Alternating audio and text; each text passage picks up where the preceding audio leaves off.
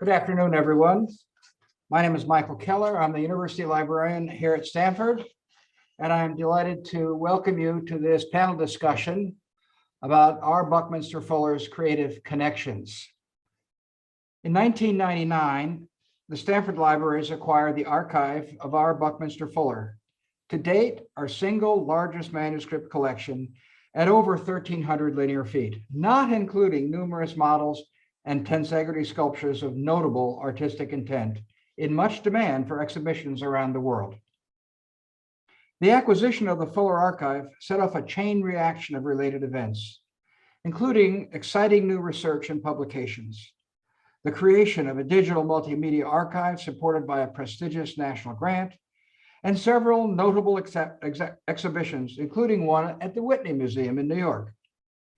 In the years since 1999, we have acquired new manuscript collections, notably those of Herbert Mater and Ruth Asawa, all of which complement the Fuller Archive. Together, these collections help to paint a picture of wide scope of intellectual and artistic life in the United States in the second half of the 20th century, a landscape in which Fuller played a definitive role because he foretold crisis issues we now face, particularly that of the global challenges of climate change and mankind exhausting the riches of planet Earth. The notion of interconnections and exchanges of knowledge is at the core of the library's exhibition, Precession. Fuller interacted with Isamu Noguchi, Ruth Asawa, Herbert Mater, Shoji Sadao, Thomas Jung, Norman Foster, and countless others over the course of his lifetime, not to mention the thousands of university students to whom he lectured.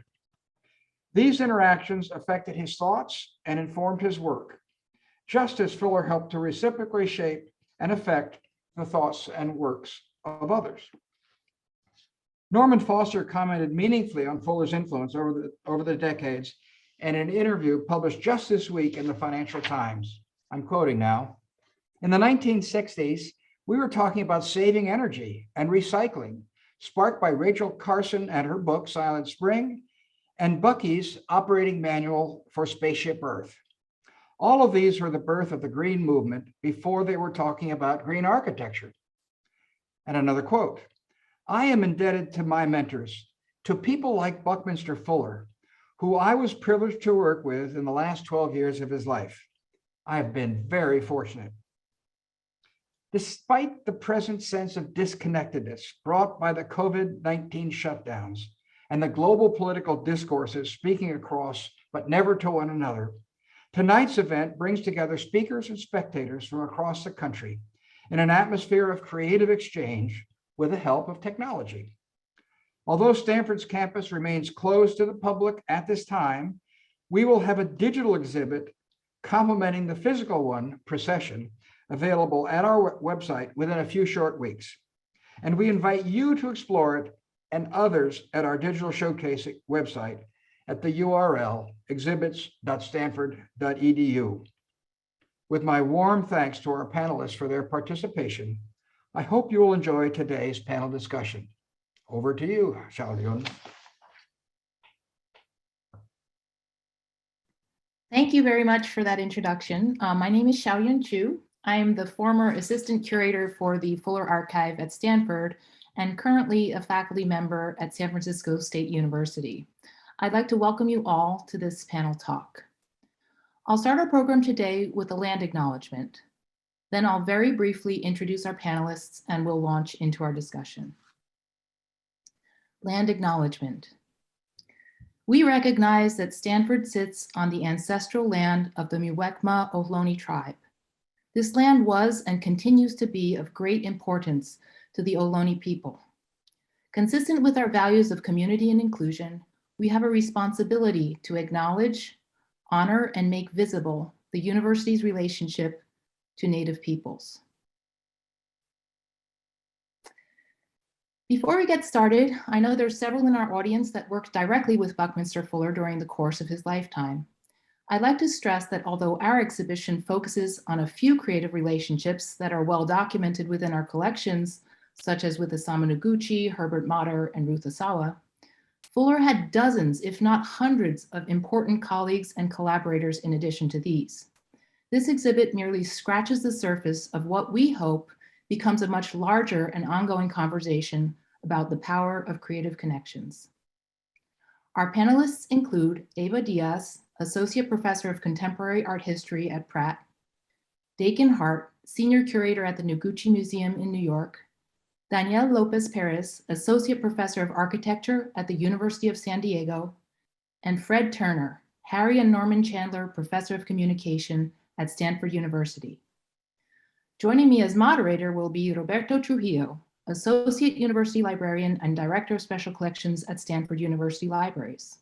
We'll pose a series of questions related to the idea of creative connections, and panelists can respond to these organically, or feel free to use the raise hand function to add on.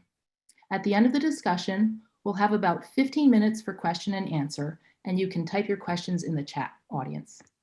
Without further ado, I'll invite my colleague Roberto to pose the first question.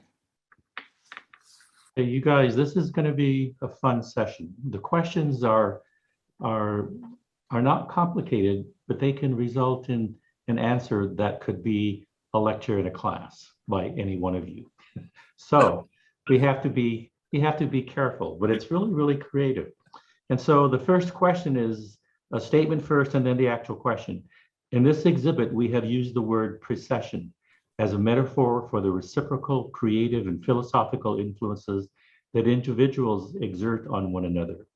We have suggested that Fuller didn't work in a vacuum. He was influenced by the work of others and in turn influenced them. So the question is, for any one of you or all of you, can you think of any specific examples of one whose work was influenced by Fuller and how, or conversely, somebody whose work influenced Fuller and how? Feel free to cite specific examples. And one of the names that pops up readily in my mind is the work of Stewart Brand. So which of you scholars wants to jump in here? And let me jump on this. Let me jump on this grenade. I've spent a lot of time with Stewart stuff, and so I'll jump on this one. Thank you, okay, Roberto. good. Right. So Buckminster Fuller had an enormous influence on Stewart Brand and on the counterculture. The folks who don't know, Stewart Brand was the creator, along with his wife, of the Whole Earth catalog, arguably the most visible document of the counterculture. And he learned a ton from Bucky. He learned mostly, like all of the commune folks, that, and I'm trying not to give the lecture, Roberto. He learned an idea that Fuller promoted actually starting early in the 40s called comprehensive design. The idea was that individuals should take products of the industrial world and, as Fuller said, valve them down into their individual lives and then transform those lives and make them models of a different kind of future. That idea permeated the communal wing of the counterculture and really drove Stewart Brand in his work, along with the idea that there are tools that could change the world, that consciousness that could change the world, and that collaboration was the key to social, political, and intellectual power. Very cool. Anybody else with a comment on that particular topic? Daniel, you look like you're about to speak. I wanted to zoom out just a little bit, but if we stay on counterculture, we can stay there. I say Zoom. I mean, I've spent way too long in the 60s. Please take me away. Yeah. So I wanted to zoom out even before the word precession. I wanted to go back and be reminded how Bucky would define just words, right? And in my book, he describes them as such. He says, words are descriptions of mutually acknowledged experiences. So there's immediately this kind of notion of collective thought and collective shared inquiry. And I think that this kind of synergetics, that volume, that enormous dictionary that he worked on with Applewhite embodies this idea that the dictionary is inherently a collective concept. So for me, when I speak about this notion of shared inquiry, the idea that you don't know where you're going, but you're sharing a question and you're embarking on it, this notion of the way that one would define words as this kind of much mutually collective is incredibly powerful. And then I went through my bibliography and list of names, and Applewhite and Robertson are these unsung heroes of writing with him, both the dictionary and the patents. But I'll stop at that. Yeah, very good. Eva or Dakin, you guys have anything to chime in with on this? I mean, I think Precession is a. Oh. No, go ahead, please. I think Precession is a really nice way, almost as a sort of analog to synergy, as a sort of like building through connections these stronger, stronger concepts, really. And I think also, though, that there's like an atmosphere of connection that is less about direct influences, but also in the kind of miasma, let's say, of the 60s, the importance of the metaphor of spaceship Earth to Fuller could see its counterpoint in something like slave ship Earth for Sun Ra. So there's like a sort of way in which ideas are like, you have one avenue of exploration of like the Earth as a technological object. And then you have like this other sort of nascent vision of like space colonies, to think of Stewart Brand's later book, being a problematic one, or one that like troubles, like the notion of like what this object, the Earth as a technological one is, what is its history, what is its colonial project. So I think of that idea of an atmosphere, I mean, maybe that, no pun intended, but just a way in which like this procession is like sometimes about indirection, less than like, than influence. And because sometimes Fuller had problematic relationships to students, or, contention. I mean, I interviewed Kenneth Nelson years ago, and he was never quite happy about Precession with respect to Fuller. Nelson was a student of at Black Mountain College, and is credited in a way with the invention of tensegrity, this concept of continuous tension, discontinuous compression that Fuller went on to have great successes with. So yes, I just sort of thinking about like how many people were touched by Fuller, but that sometimes this touching is like in a very, sort of oblique way. Fred, you had a hand up. I do, but I want Dakin to go first because I don't want to jump Dakin. I just want to be replying after that. Just speaking for Noguchi, who is maybe, is among certainly Bucky's earliest acolytes. And I think he's a good representative of a very common experience, which is being most moved by Bucky's sense of mission. You can really root everything that Noguchi ended up doing and believing about the purpose of sculpture in those early experiences with Bucky. And of course, he listened to Bucky. You'd never really talk to Bucky, you listen to Bucky. He listened to Bucky over the course of 60 years, starting in the late 20s. But that belief that the purpose of whatever you should do should be about making the world better. Certainly Bucky's idea that the world, as he put it, should work for 100% of humanity, period, full stop. That's something that Noguchi really took with him into the practice of sculpture, which he thought should have a civic mission. He believed in functionality. He thought all art should be functional. And from his point of view, functional meant making a better world. And that came 100% from Bucky. There's an amazing drawing that I don't know if we have it or could share, but that Bucky made in 1928, which shows the planet, and it's amazing. I think Noguchi may have been the first conscious citizen of spaceship Earth. Bucky is the rare person who in 1928 was able to think about the planet as a unified working system, as a machine. And it's just an amazing drawing to see. And it's got dirigibles and tennis rackets and hearts and babies. And there's a big rubric that runs around the planet. It says lightful. And it's just his kind of, incredibly idealistic vision of what a truly working planet would look like. And it's the kind of thing, it should be on t-shirts today. Everybody should be wearing one. It looks more counterculture now than ever. And he was just a perfect avatar, and that's really what Noguchi believed. Noguchi really struggled with technological utopianism.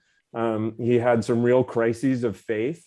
And they had a falling out late in life because of it, because Bucky never lost that, that sort of naive belief and the power of positive thinking. He held on to it, as Noguchi said, that youthful perspective his whole life. And so did Noguchi, honestly, too. And that really also comes back to Bucky. So I really celebrate the sort of optimism that Dakin's pointing to. And I want to play crank for just a minute. And I want to return to something that Eva pointed out that I think was really important, that, Fuller's actual individual collaborations were often fraught, difficult, and particularly challenging for those who were less well known or less powerful with whom he collaborated. At the same time, the systems ethos that he promoted was, in fact, the rising ethos of technocratic America across the 20th century, blossoming from the 20s through cybernetics in the 50s, on into the countercultural visions of the 60s, the geodesic domes. I mean, there's a reason that Fuller was able to make sculptures at MIT and to be in touch with folks there. And what I think is so interesting is that his vision of community and his vision of how he would live his own life are sort of weird mirrors of each other. And what I wanted to flag was that the vision of a world globally managed by systems and seen as a system to be controlled and governed by systems managers is, on the one hand, utopian, especially when set against the sort of fascist hierarchies of the mid-century, but also in an era of Facebook, somewhat dark. And I'm not convinced that the vision of a world of systems integrated and carefully managed is a fundamentally benevolent one. I admire the global imagination, but I think that global imagination was an imagination that Fuller shared with the space program, with the American military, with the military industrial research complex, with all of the forces that brought us the internet in its benevolent forms and Facebook today.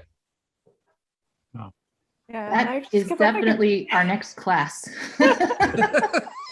Eva, did you want to add? Yeah, I just wanted to add to that because I think what is so astonishing to me as an art historian is how the influences of Fuller in contemporary art are just ever growing, and the depth at which people understand exactly what Fred said is that there's this kind of Janus face, to Fuller, is that there's this technocratic utopianism, but there's also this deep justice, like social justice, that he believed that we had the resources to feed and house and clothe everyone in the world, and they were inefficiently allocated. And so efficiency is the sort of like hinge word there, because whose efficiency, what systems, like who manages this?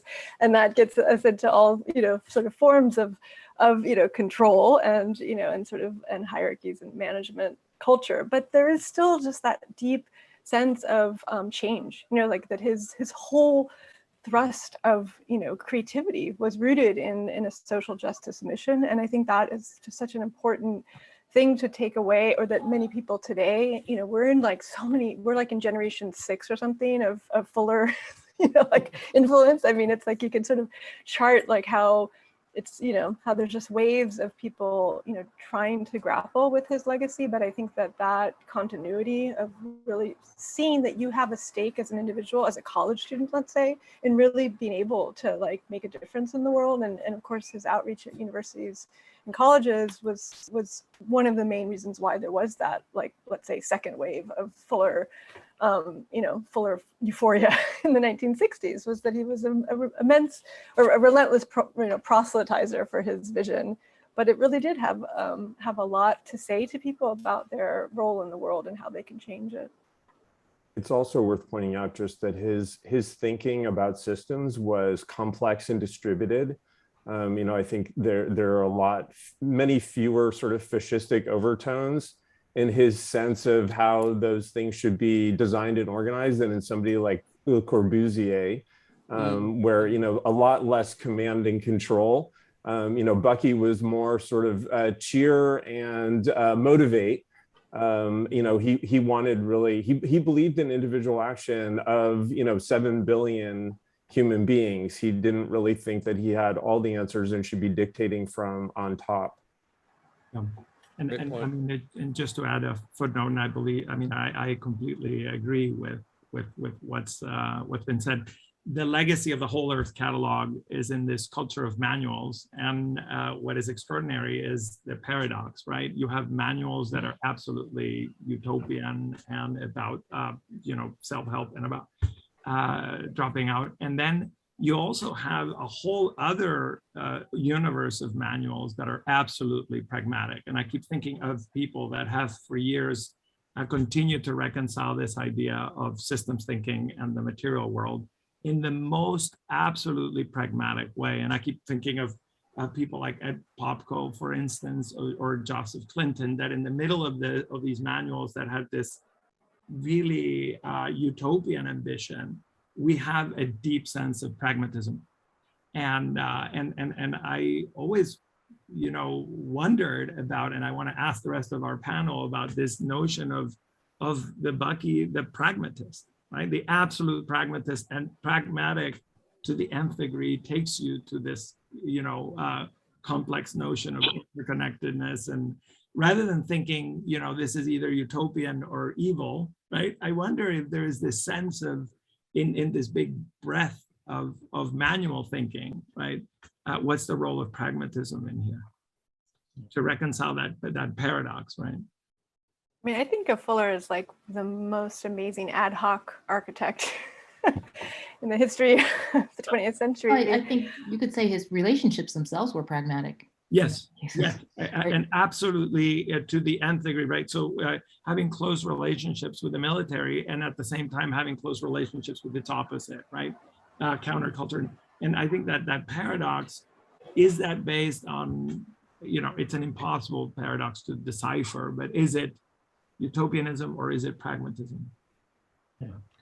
Xiaoyun, did you want to chime in any more on this particular question, or do you want to jump into the second? I'll chime in and then I'll jump into the second question. Okay, good. Just to say, one of the relationships that I've been interested in curating this exhibit has been his relationship with his father-in-law, James MonroeHewlett.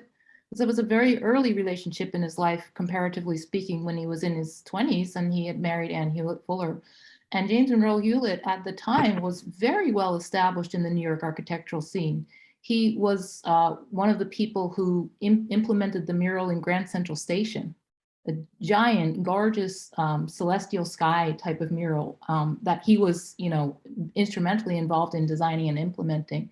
And so that was kind of Fuller's entree into architecture, so to speak. And the pragmatic relationship with his father-in-law led to other opportunities for him. And then even when he was let go from Stockade Building Company, which he had founded with James MonroeHewlett, he still began to have these kind of visions of the house of the future, perhaps as a result of this, extremely lightweight architecture that they had been pioneering with Stockade building systems. So Xiaoyun? Fuller was also influenced had a lot of influences by other people that then worked their way into his work, I think. Xiaoyun? Yes? Sorry, I'm sorry to interrupt. My screen has gone dead, so I can see no one. I'm very sorry about that. I'm still here, but I'm afraid folks will need to actually call me out, and then I will happily talk about things. But well, you can turn your video off for a second and then turn it back on, and that might refresh it. I could do that if I could see anything at all on my screen. We'll ask our tech people to maybe look into it for you, and maybe the internet will smile upon you and refresh your screen. That would be great. If I drop off, I'll come right back. All right. I'm going to set up our next question, and then I'll ask it. In the popular imagination, we often picture an artist or inventor working madly on a project inside their little garret or laboratory. Weeks later, they emerge from creative solitude with their masterpiece in hand. How well does this popular image of creativity as the product of the mind of a lone genius conform to what we know about invention and innovation? And can you think of any examples that refute this popular image? And those don't need to be Buckminster Fuller, but they could also be others that you've worked on that are, depicted as these individual lone geniuses, but in fact, that's not quite how it worked in reality. Pretty much every person and everything on earth refutes it.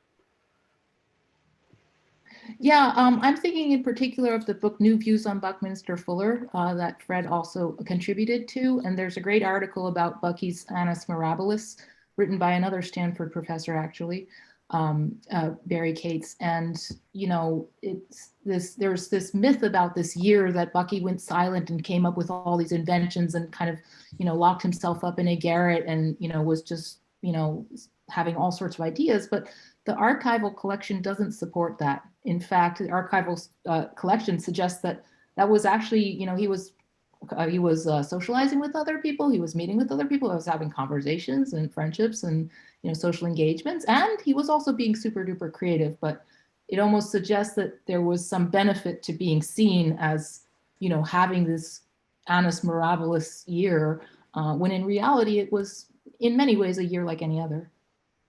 Well, I think of Fuller as not only like a great ad hocist, but also probably the greatest performance artist of the 20th century. And in that, a kind of self-invention was the main, the sort of umbrella under which these inventions took place, was like the self-promotion of the man himself. He was a tremendously, what the length and size of the, the Dymaxion chronophile, right? It's just like a monument to self-importance. So I think of that as like this, the hucksterism of Fuller is really fascinating. That he had so many stories, and a lot of them involved him as a visionary ahead of his time. But I think also the collaborative nature of his, he seemed like, someone that had fun with the people around him. So that, triggered many, including at Black Mountain College, which I know more about, some amazing collaborations that were lifelong, enduring friendships that had many different touchstones throughout the figures' careers of reconnecting with him and, and producing new ideas in those fertile connections. So it's, again, there's like this two sides of the coin of Fuller's.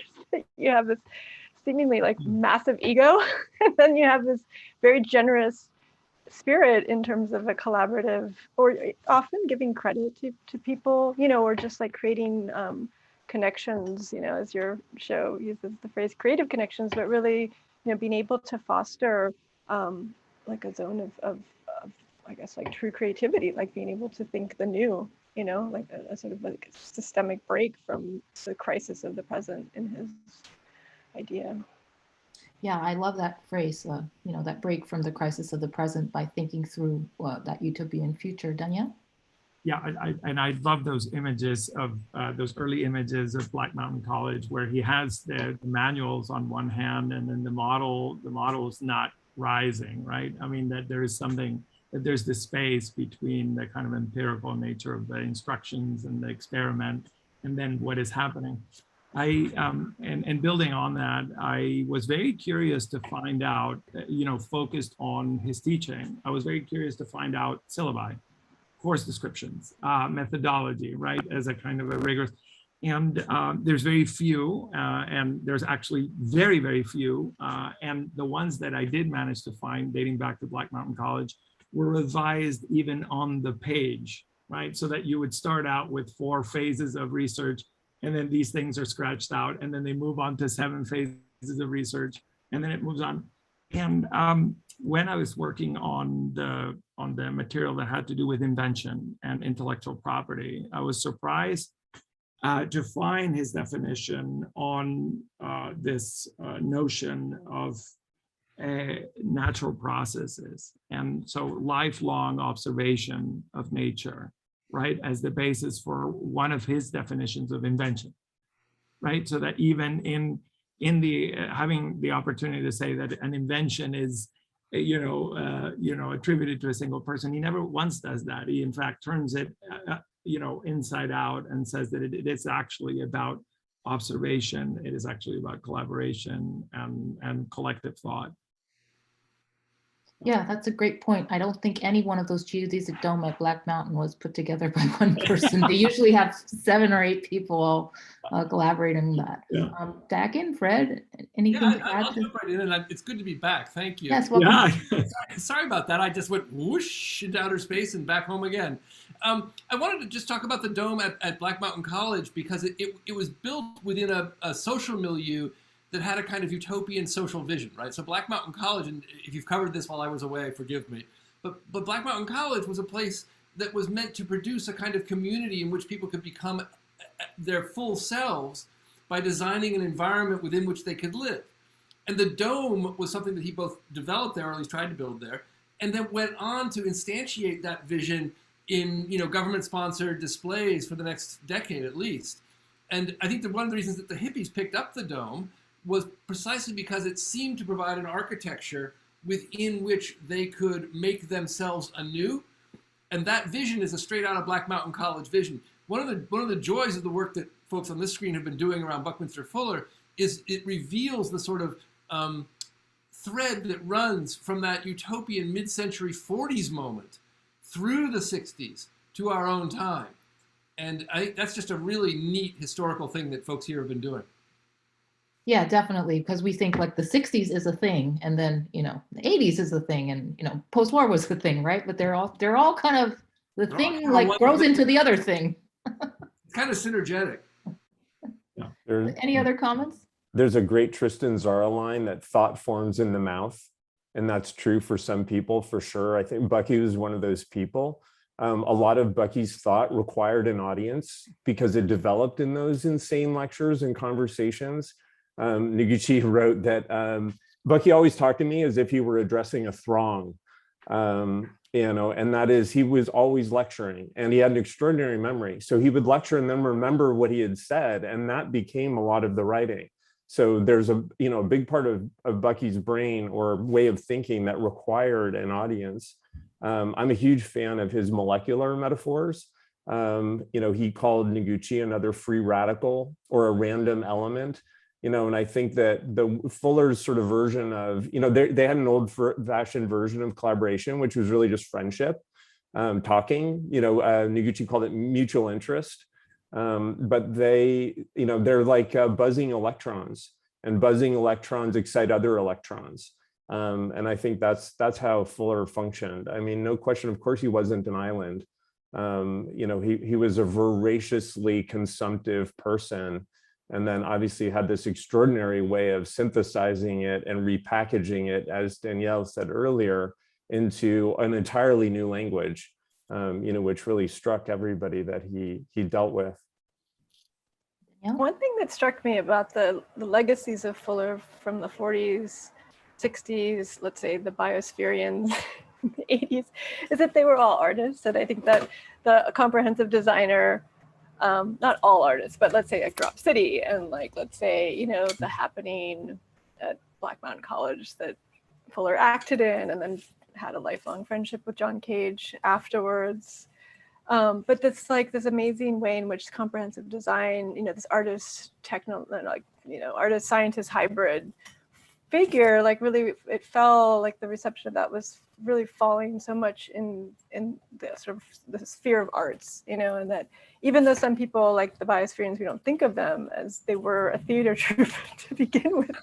I had a conversation with Matt Wolf, who directed the recent documentary Spaceship Earth, and it was funny to learn that. I didn't know that they started out as a counterculture theater troupe, but yeah, and then the Drop City people, saw Fuller talk and were art students, and yeah, so there's just something, and I think that's it's a fascinating aspect of someone who, Fuller, I don't think of him as, he is a performance artist in terms of his self-promotion, but there's just this amazing, sort of wake in the wake of him, just people who I don't think would have identified with an engineering kind of person, because he was sort of technophilic in his language, his lectures, all of this sort of techno language that was sometimes just bullshit, or sort of speed-addled seeming, but it's just, sorry, someone is honking. Daniel, I'll follow you, Daniel. Okay. But yeah, so this way in which in art, it really has, I think it's the enduring aftermath of Fuller today. And the fact that the Whitney, was the venue for that, that sort of gathering of his life project is not coincidental. It really seems to be, maybe architects spurned him, engineers suspicious, and then artists were like, yeah, this is our guy. Danielle? Yeah, I just wanted to return to his conversations with Robertson, and as they were trying to define invention, right? Invention both with Applewhite in the Synergetics Dictionary, but also just inventions in general, as they're beginning to formulate his patents. he, and to me, this was a kind of a very, it is a kind of a debate that went back and forth about whether an invention is a material thing or whether an invention is a conceptual thing. And this surprise of complex behaviors, right? So Fuller describes an invention as a complex arrangement not found in but permitted by nature, right? With it, so it's this permanent search in natural orders for order, whereas Robertson, right across the page says, well, no, the geodesic dome is a mathematical discovery. You cannot patent geometry. So this in this debate between conceptual order and conceptual systems of thinking and the material world, the physical world, the natural world. And the other thing that closes out this paradox for me in their debate, which is never ending, and even in the body of the patents, they are described as mathematical claims and then material claims, how Bucky describes this integration between geometry and philosophy, right? He opens up the entire field of interpretation. So. Fred. Yeah, I want to go back to where Dakin and Eva were just a second ago, and the man Fuller. So we think of Fuller as a unique holder of the floor with his style, but there were other holders of that floor at that moment. Soviet leaders were particularly masters of holding the floor with creative speech. And I mention that because I think that Fuller is someone who creates a figure of power with his body and his language that manages to bridge artistry and engineering and the American notion of the free person and make those available later to others. So Eva, you mentioned that he appealed particularly to artists. That's absolutely true. But what's been fascinating to me is watching his claim for the artist engineer, the comprehensive designer, become the internal dialogue at Facebook. I spent a lot of time inside Facebook recently, before the pandemic, and their walls are lined with art. They all go to Burning Man. Mark Zuckerberg, when he went, stayed in a camp called Shady Waffle, which was in fact a giant geodesic dome made of fabric. And so Fuller offers engineers who may be building things that we are not necessarily in love with the chance to imagine that they are in fact artists of the whole. And that's a very powerful ideological creation entirely apart from the objects with which he, that he designed. Yeah, I think that's a very, very strong point. Thank you, Fred. Roberto, do you want to move on to the next question? Yeah, but I think I want to jump down to question number 4 because I think we've already kind of touched on it with the immediate discussion. And the comment is, history has long promoted the achievements of a few while glossing over, if not ignoring, the contributions of collaborators and assistants. For example, Charles Eames has long been held up as a protagonist of American industrial design, and only recently have the contributions of his wife, Ray Eames, been fully recognized. So how can design historians and historians in general more adequately capture the importance of collaboration in recounting historical events? And all of you have kind of touched on that already, but that's an interesting topic and thought, and I think more so because of who Fuller was and how he worked with people. I think that going back to something Fred just said about, I guess, the culture of American entrepreneurialism,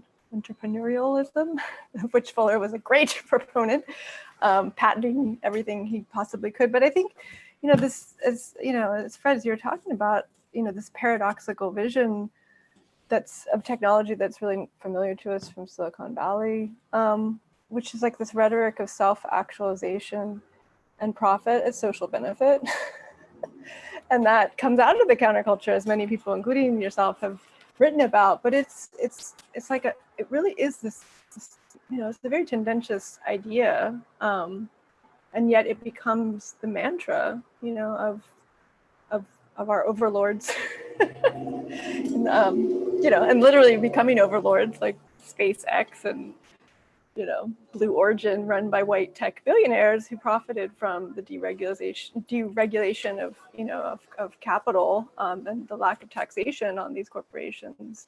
That was really, the kind of neoliberal project of the state helping, American companies succeed. So this, I think, is like not terribly distant from Fuller's own boosterism of American capitalism, though he always tried to say, like, I'm not a capitalist, I'm not a communist, like playing both sides. But, I think that entrepreneurial streak, again, of like, of a social benefit to like your personal growth, that has to be brokered really carefully. One could say that's the project of education, is that you join, personal growth with social transformation. But when you put profit and business there as that as what happens there, I think it's a very different set of outcomes. Very tricky. And when you put information technology in the middle of it, then information technology is the thing for which education is required, that becomes the mechanism of control and governance in the new technocratic society. And that poses a challenge for historians that Roberto just suggested, right? Which is that, how do you study that, right? I mean, do you tell a tale of Bucky? Do you do a biography? I looked really hard at doing a biography of Bucky. I did about 5 months in the archives years ago, and I couldn't do it for a variety of reasons.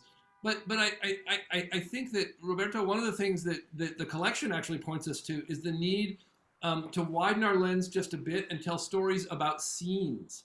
I think the scene is in many ways a good unit of analysis.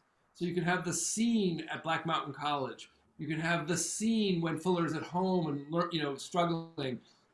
If you widen your lens and make yourself see scenes instead of heroes, then the different patterns of action emerge. So that would be my solution, tracing the migration of ideas through scenes. But I think, Fred, I'm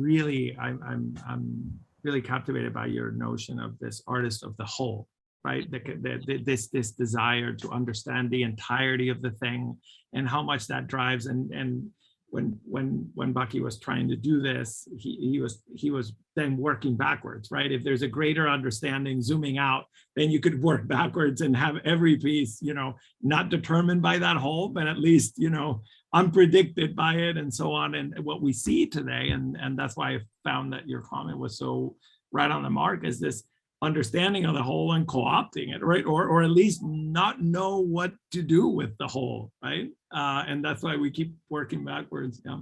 But this is why scholarship on Fuller, I think, is so important. Yes. Because the vision that he carried forward was not his alone. He created himself as a sui generis being. Yes. And projected himself as a character into his own story, a character so compelling that books could and would be written about him.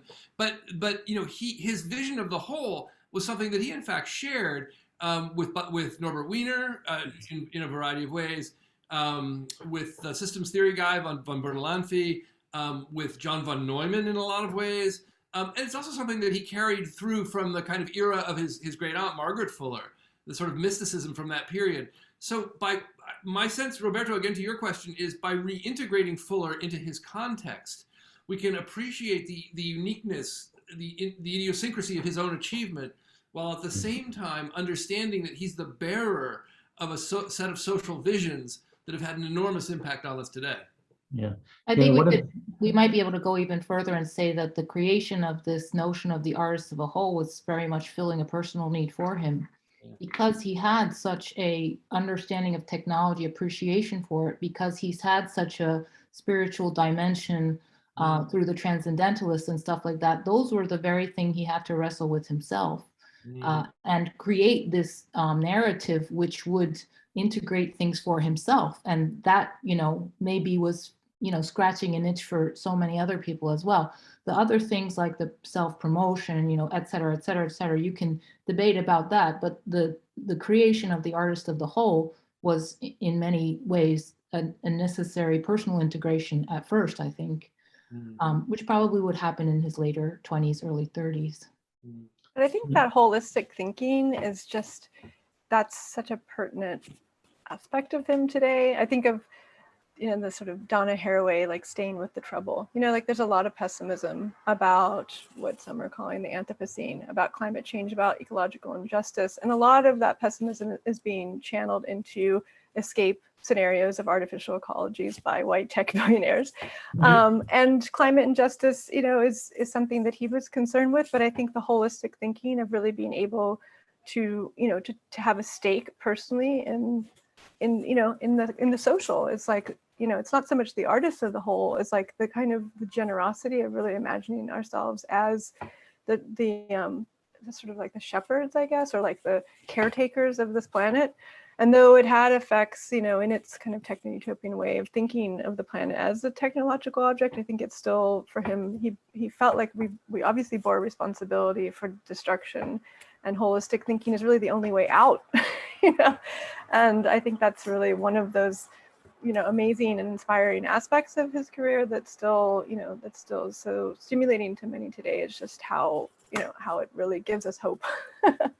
In spite of, some of the ways he got to it can feel like, his military industrial collaborations, radomes, all that, how he got to hope was sometimes perverse. And talking about holism and the kind of this notion of this kind of integrated whole, I found that both Fuller and Noguchi move very, very fluidly between different time periods.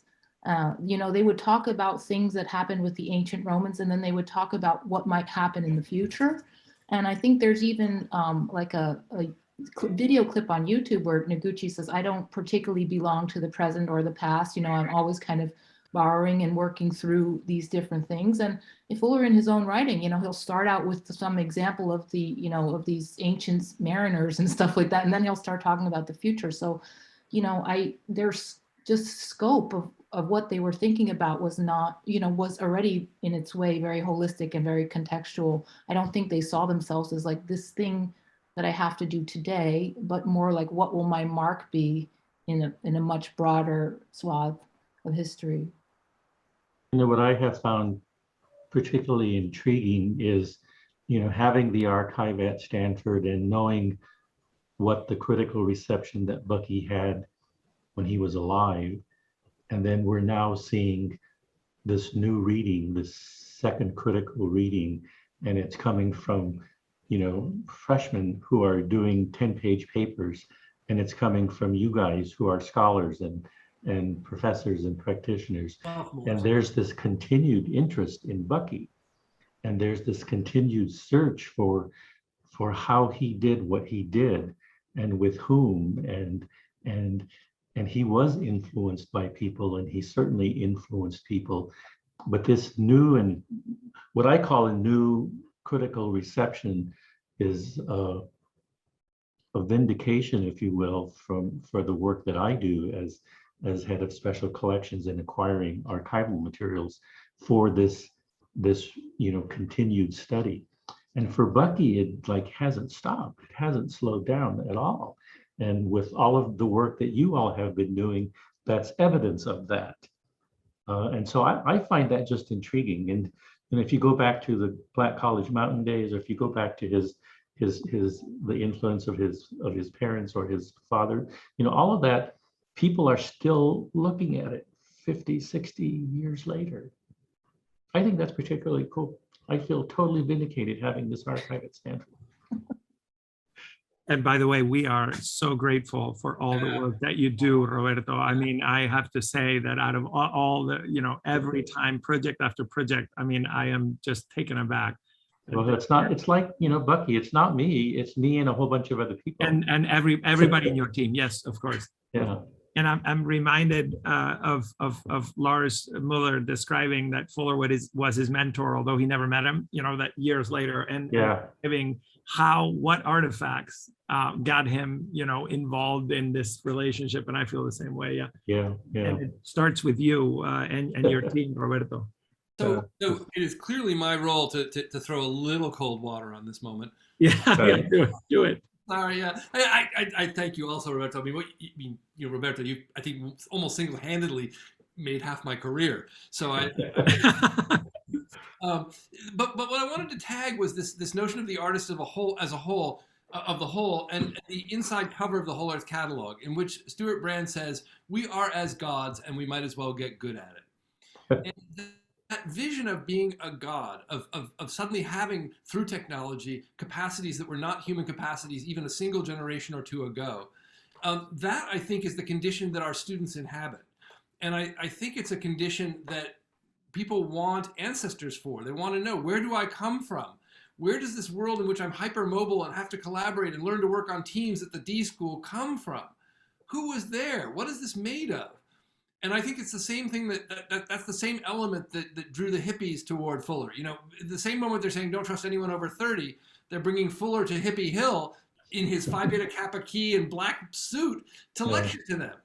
And I think that Fuller, and they listened, yeah. Yeah. I mean, Fuller in some ways is to the new technocratic society we inhabit and are building here at Stanford, you know, what someone like Frederick Douglass or Abraham Lincoln would be to civil rights. And he's really, it's a powerful thing. Yeah. I think it's really helpful for me. Anyway, I think of him as an imperfect prophet. I mean, the reality is he wasn't much of a practitioner. And the thing that he was proselytizing, all of those systems that he proselytized for are team systems. They require teams of people, vast teams of people. So just to go back to the question, how do you improve the history of these things? It's just by broadening the frame, broadening the picture. And you know, for anybody who hasn't read it, I really highly recommend Shoji Sadao's book, Best of Friends, which is an exhibition and a book that he wrote about the relationship between Noguchi and Bucky. And you know, you have to find Shoji in the story because he doesn't write himself into the story.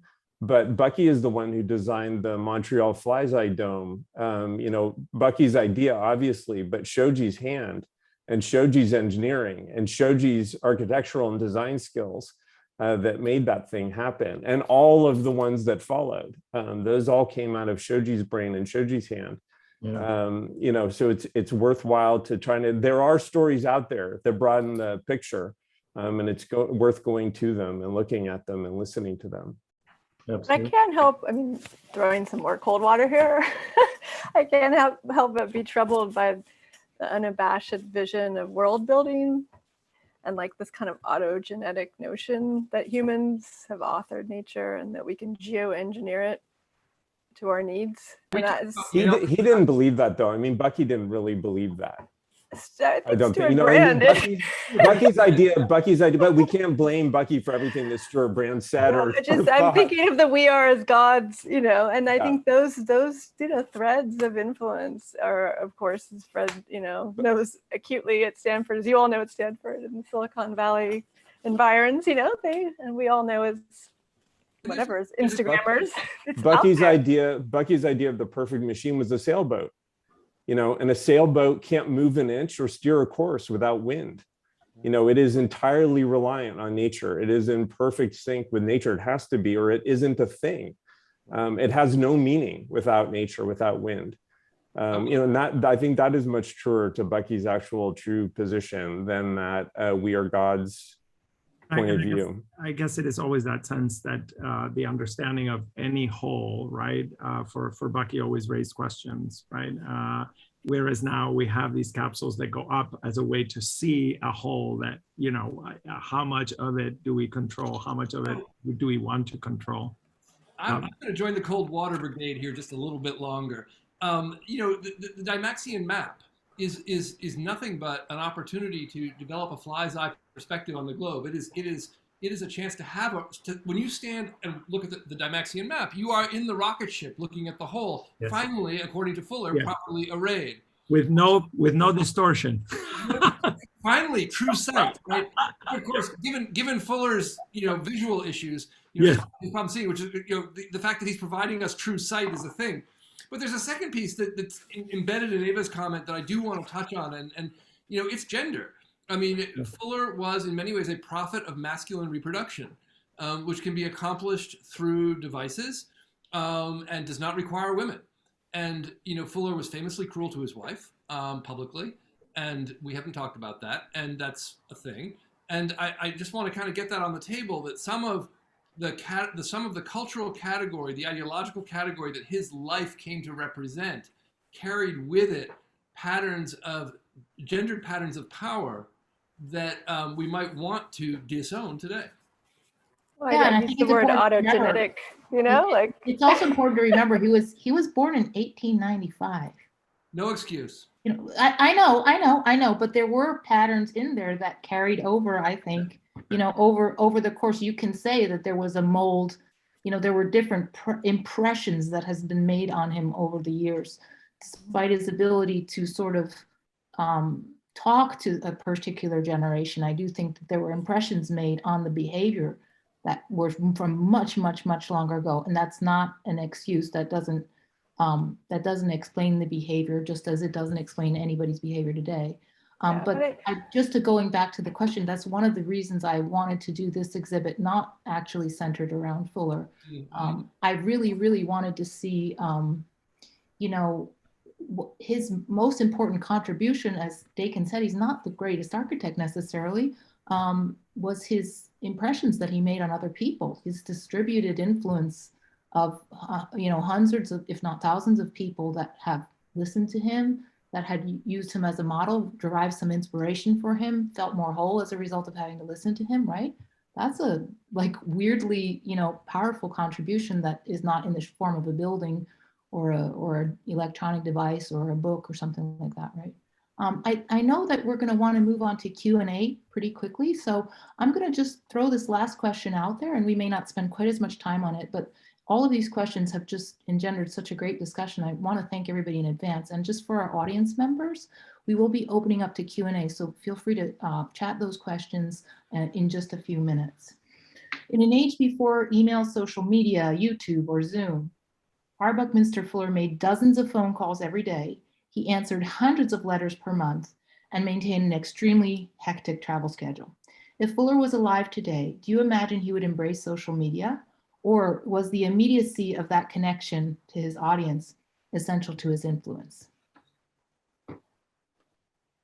I just want to make a footnote that might be a transition. I've been asked why, if he has such bad luck formally becoming an architect, right? Why does he go back to design schools? Why does he go back to working with design students, architecture students, design students, engineering students?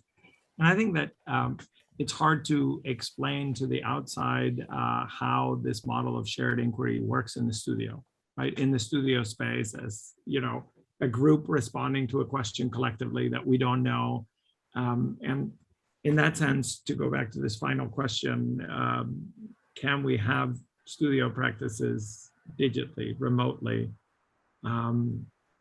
So difficult. I've definitely found that to be the case. In terms of the technology, I think he would be crazy about it. I think he would love it. I think he would be enamored of it in many ways for this ability to connect. But I have never been able to meet Fuller myself, and I do think that there was some sort of charisma that he had that was very magnetic. I have to believe that, just because I don't know why. I just have that feeling. Anybody else want to weigh in? Yeah, he'd be all over social media. Oh yeah, no, he would be telling every single person he met how many Twitter followers he had, and it would be like 87 million, and he'd have a thing in his jacket pocket with his numbers, like he'd be checking it all the time. Yeah, he'd be trying to rebrand Twitter as Dymaxion Twitter, right? You know, and graph, you know, graph is traffic. Yeah. Yeah, absolutely. Remember though that he typically would take a month off in August or so, and completely unplug, right? Unplug from the telephone, from his business correspondence and so on. And I think that was absolutely essential to his, you know, I don't know what you want to call it, to his productivity, I guess, or to his generosity of spirit, maybe for the remainder of the year. So it's kind of funny because I do absolutely think that he would embrace technology, but at the same time, I feel like that recharge of battery, that sort of, you know, escaping to somewhere where there were very little electricity, where everything had been done as it was 200 years ago. I wonder if he would still maintain that as. But even in his correspondence, right, because he's traveling so much, there's always this lag and there's always this delay, and he was instrumental at delaying the delays or fastening the delays or compressing time, expanding time, being in two places at once. So it's interesting how he would play this system to compress or expand time, or connectivity for that matter. Any other thoughts, Bucky, on social media? I'm sure it would have been awesome to watch him give a 6-hour lecture and actually tweet like 100 times during the lecture. No, with nobody really noticing. You would have been reading his tweets and listening to the lecture all at the same time. As long as he didn't post too many selfies, that's all right. It's like an automatic unfollow for me. I guess we shall never know. Alrighty, thank you so much for indulging that question. I think we're going to move on to some questions from the audience right now. This is a question for Danielle. Has the success of tensegrity in designs and finite element analysis focused planning attention away from the holistic goals of the spaceship Earth philosophy? Do you want me to read that again? Yeah, please. Has the success of tensegrity in designs and finite element analysis focused planning attention away from the holistic goal of the spaceship Earth philosophy? Well, if I break the word tensegrity into two, there's two ways to see this. One is quite literally in the world of structures and finite analysis, and the possibility of having soft structures, which is incredibly interesting. In fact, one of the discoveries that we did in my research was to discover the inefficiency of the geodesic dome, right? That although it is absolutely regular, it behaves structurally absolutely irregularly, and there's a contradiction there. So in that world, there's a lot of really interesting work being done, particularly at NASA, where they do these tensegrity rovers, right, which can compress into a rocket and then expand. Now, if we look at tensegrity as a conceptual metaphor for lines of force and rigid elements, you know, we are still absolutely thinking about the relationship of parts, and this idea, this extraordinary idea that Bucky puts forth, that there is no solids in the universe, right? That it's only magnetic forces, and that that these cables are in fact magnetic forces that are joining things together and expanding things apart. And the metaphor of that in the body and in tissue and in gases and minerals, and yeah. So it's a great question. Of course, we keep thinking about it in both dimensions. Yes. Yeah. This is a question from an audience member. In modern science and technology, do we find examples of specific answers to questions that were posed by Bucky? I guess that can be broadly interpreted. In modern science and technology, do we find examples of specific answers to the questions that were posed by Bucky?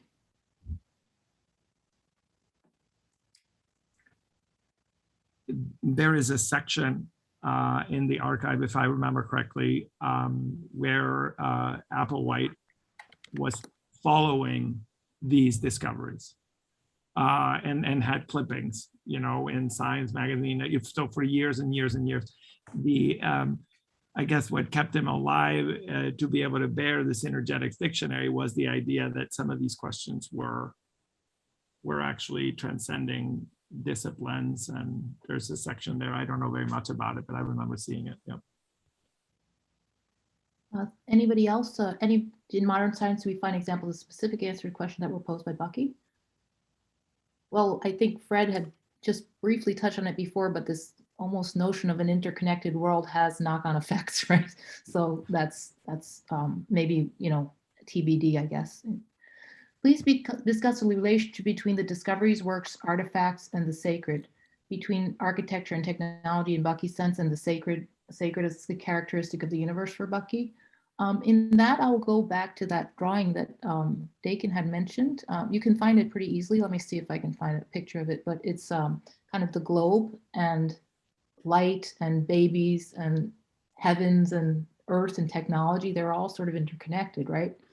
So I can share it if you like. I think I have it. there should be a share screen at the bottom of your page, but I'll just, yeah. So can we find the relationship between artifacts, so to speak, and the sacred?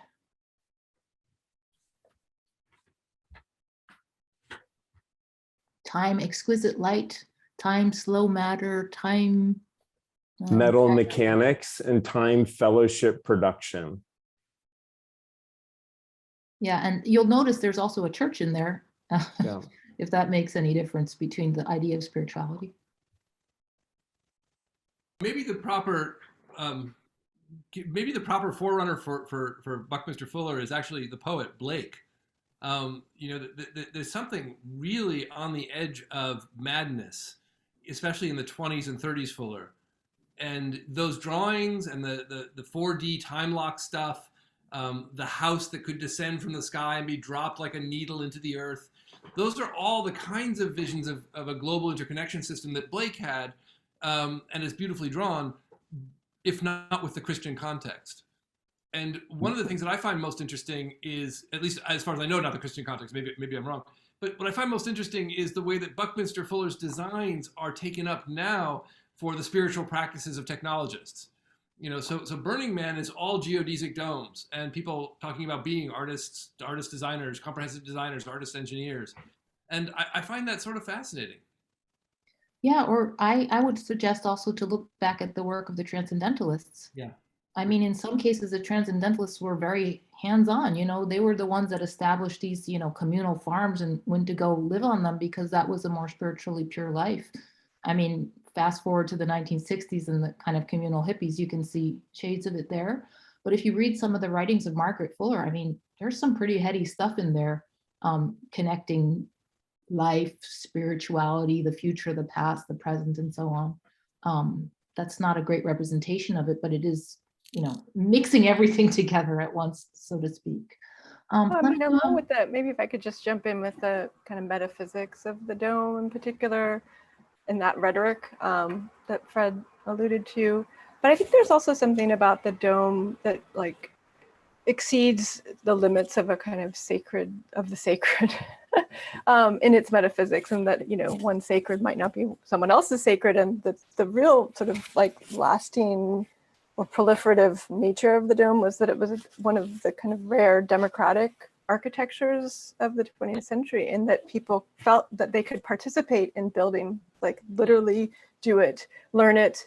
I mean, someone like Lloyd Kahn, at the time, doing the dome books and sort of the whole, whatever, the rhetoric of appropriate tools from the Whole Earth catalog, allowed you to feel that you were participating in this form, and that it was the form of the future, right? That it had purchase on a new way of living. So metaphysics aside, there was really something that allowed you to reconceive your relationship to architecture, and that kind of ad hocism, and also the kind of nomadic nature of it as a fantasy. Really, I mean, you can't move your domes around so easily, but that it was like a kiosk information hybrid too. It had all of these aspects that that I think the metaphysics were always sort of part of it's hippie, in sort of unknowability, but these very concrete reasons why people liked domes, And it's so interesting. I often reflect with the students about this idea of the open plan, right? That the open plan is undetermined, it's open, but the cruelty that you can never escape the shadows of the grid, right? That you are, absolutely exposed, absolutely determined by whatever it is that is enclosing you. Yeah. Daniel, I just want to note one thing. Inside Facebook's headquarters, it is entirely open plan. And Mark, I'm going to use his first name as if I know him. Mark sits in a square glass room at the center of the open space. It's a panopticon. I mean, it's completely it's the Apple dystopian. Store. I can imagine. Yeah. So there's this paradox of the open plan, right? I mean, it could be absolutely fascist, and the idea of how do we occupy, and how do we begin to align. So in the geodesic series, time and time again, there's this alignment between the distribution of the plan and the shadow, right? Because at one point, all of these come together and become one. Yeah. This question builds nicely upon that. How do you reconcile these social media answers with the cogent observation that he needed people to think? That phrase sticks in my mind, you know, do your own thinking. You got to do your own thinking. I'll fly with this one. I think Eva pointed it out earlier, and I think all of us have talked about it to a degree. There are at least two Buckminster Fullers, and like P.T. Barnum, his near contemporary. You know, you have on the one hand somebody who is a creative semi-scientist, sort of vernacular scientist, vernacular engineer, and at the same time a wicked self-promoter. Yeah. And, you know, both of those things are in play at all times. And so, yes, he needed people to think with, and that's for the building part, absolutely. But you know, any time at all with Fuller's papers will tell you what he might have done with Twitter. So you know, like Barnum, he's building museums and building new visions for people, but he's also standing out front hustling and selling at all times. And that's also the role of the entrepreneur. I mean, he had to do that. He stayed outside institutions. He needed people to make his living, but he needed a broadcast, a mouthpiece. We haven't talked about his role in the press. He was very active in the press. He wrote for Fortune magazine, for Pete's sake. You know, so he's not shy. Well, I'll comment on that too. I mean, I think social media in some cases is very empowering to have this whole universe opened up to you. I think it's also incredibly daunting. And sometimes I talk to my students and you say, you know, back in the day when I got student of the month in my middle school, I thought I was pretty darn good. You know, now you're comparing yourself against, you know, Greta Thunberg or something like that, and you can never quite stack up. So, you know, you know, there's something to be said for, you know, making your stand in your local middle school and not having to compare yourself against somebody halfway across the globe. So, you know, when you need to do your own thinking, that does not mean, you know, going to Google. That does mean going to your version of Deer Island and blotting out all the noise and you know, coming to some sort of a conclusion of what the values are that you're going to be able to build through your own personal energy and thought that you apply to that. Anybody else? We all had a Deer Island. Well, see, we're simultaneously benefiting from technology right here, right now, and also being its, you know, slave to it, so to speak. I think we need to have a discussion about the collection on Deer Island. I think a mini conference is in order. Yes, it's Bear Island, but yeah. Let's work on that. We'll start working on it immediately. But it goes back to this idea of what happens when you have this broader understanding, right? What happens when our children now have the capacity to see everything that's going on everywhere, and how do they respond to it? My 12-year-old asked me, you know, she asked me, why are people flying on capsules for 10 minutes? What's the big deal? So you go up for 10 minutes. And the only explanation that I could give her is to get for a view. You know, maybe you have 2 minutes where you can actually see, you know, and then come right back down. And is that worth it? Right. Yep. Can you speak to Bucky's development of the world game and its mission to make the world work for 100% of humanity in the shortest possible time through spontaneous cooperation without ecological damage or disadvantage to anyone? And where does this work continue today? On that a little bit.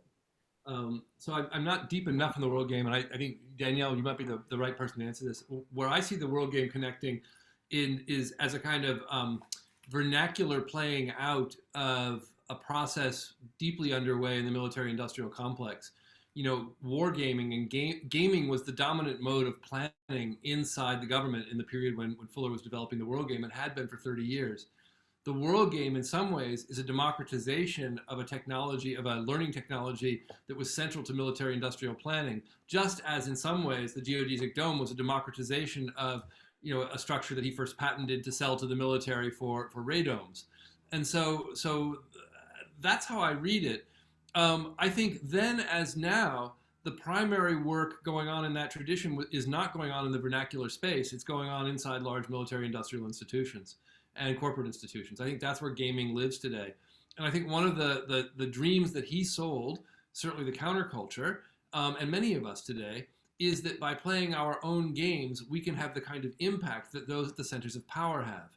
And I think that's a populist fiction. It's one that Stewart Brand and others bought into, but I think it's not true. I think you can change some things, but I don't think the world game changed much. It gave people a chance to play at being designers, leaders, people in power, even as they weren't. So that's a dark view. Well, I'll give a brighter view. I know that the world game had been kept alive for many years by Medard Gable, who in Pennsylvania, Philadelphia, Pennsylvania, and their primary audience are schools.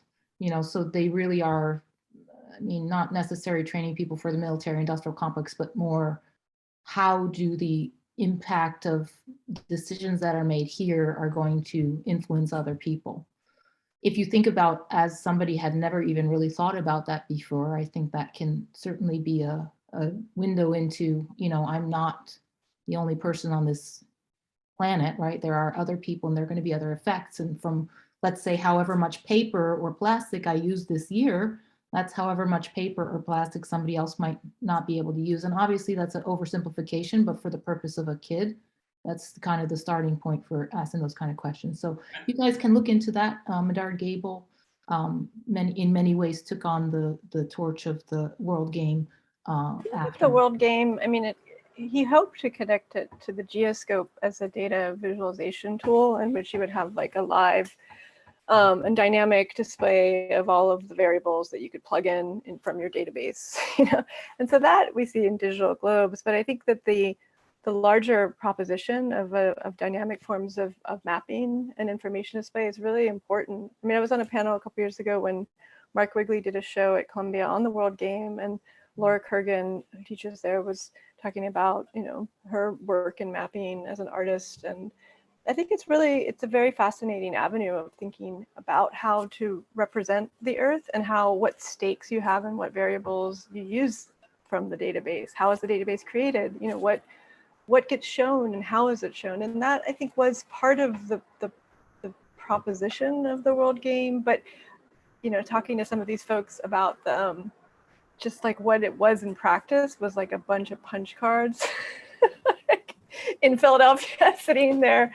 And just like the gathering was like a sort of fixation. And then the ability to the computer technology at that point was just not sophisticated enough to be able to dial in the variable, and get out the output. So yeah, I think that it does have some stake today, not to be so pessimistic, in terms of how to render, the Earth not as a controllable object, but as a dynamic one, and data can be a useful tool there. I was just going to chime in that, I don't know that much about the later versions of the world game, but the world game that he was developing with McHale, right, at the early stages, was about this seeing the globe, right? Was this kind of dynamic, and the project that I love that comes out of this is the Geoscope. We just built a Geoscope 2, which we sent to Venice in celebration with Princeton. But this idea that you're able to visualize and then model forwards and backwards, and the idea that all universities would have their own Geoscope and would be able to feed in info. And it's a very powerful notion of the cockpit that then, gets read in other ways, right? As a control room or, yeah.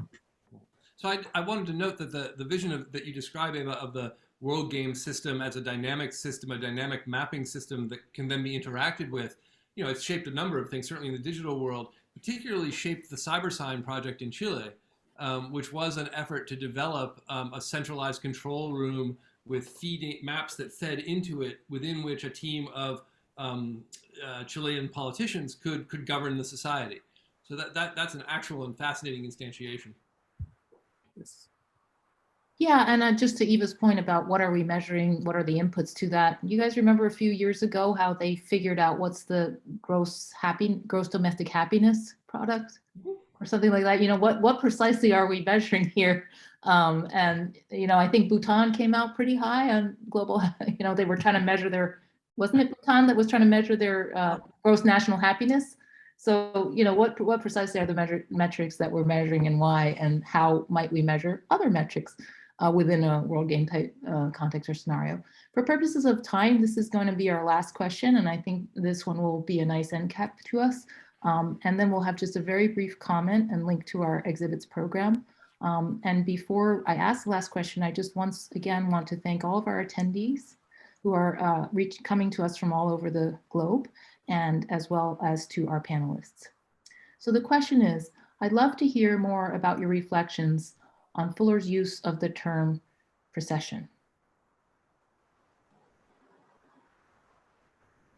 I can speak to that first. When I looked at a technical explanation of precession, it was something like the way that two objects not connected to each other can sort of slightly influence each other's orbital path as they're each independently moving around, but they will also exert a slight influence on other things around them. And so Fuller had used that word precession in this more metaphorical way.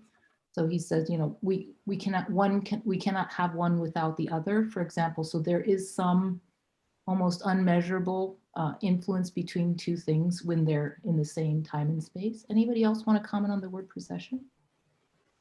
Noguchi had a version of that that he derived from Fuller, which is that a sculpture is the rock. It's also the relationship between a rock and another rock, and then between those two rocks and the person walking around the rocks, that the sculpture is in the system, not the thing. You know, it's a version of general relativity. It's a version of the uncertainty principle. It's a statement that we're all connected. And I'd really like to, for all the appropriate cold water thrown around here, I would just like to speak up for the beauty and usefulness of pure ideas and idealism in general. I mean, I think at his best, that's what Fuller represents. It's certainly what he represented for Noguchi, was this just incredible belief, deep-seated belief that things could be better and should be better. And that we should all be working to make them better. And no matter what was wrong with Fuller, and there was a lot wrong with him and what he did or didn't do and all the rest of it, there's something there. There's a kernel of something there that's really worth holding on to. I can't think of a more perfect note to wrap up our Q&A discussion. Before I pass the mic over to Roberto, I just wanted to acknowledge the recent passing of our Buckminster Fuller's daughter, Allegra Fuller Schneider. She was a great supporter of the work that we have done at Stanford at the Fuller Archive, just personally very supportive of education that would come and scholarship that would come through the Fuller Archive, and definitely kept his legacy alive in her own efforts to make sure that the Fuller Archive came to Stanford and promote its sharing with the world through exhibitions and so on. So I just wanted to acknowledge that. And I did have the good fortune to be able to meet her, and she was just a wonderful person. So with that, I'll hand it over to Roberto. And again, just want to also thank the panelists, Danielle, Dakin, Xiaoyun, Eva, Fred. All of your comments and responses to questions could turn easily into full class sessions by themselves. I think it's evidence of the value of archives and manuscript collections that can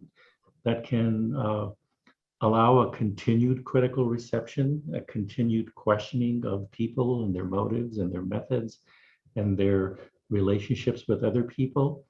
I should note that when we first entertained the idea of having the archive come to Stanford, Michael Keller, who's the university librarian who we heard from earlier, went with me to Santa Barbara to physically look at the collection. And it was the first viewing of it for myself and then him. And the person who hosted us there was Allegra. And it was such a pleasure to meet her. She was at the time a professor at UCLA. And so she just drove up from LA to Santa Barbara to meet us and to, you know, walk us through the physical space that the archive was then housed in. And that was the beginning of a friendship with her that lasted until she passed away a few months ago. A wonderful person. I don't think that we could have done what we've done without her support and friendship. And she was always just kind, a kind person.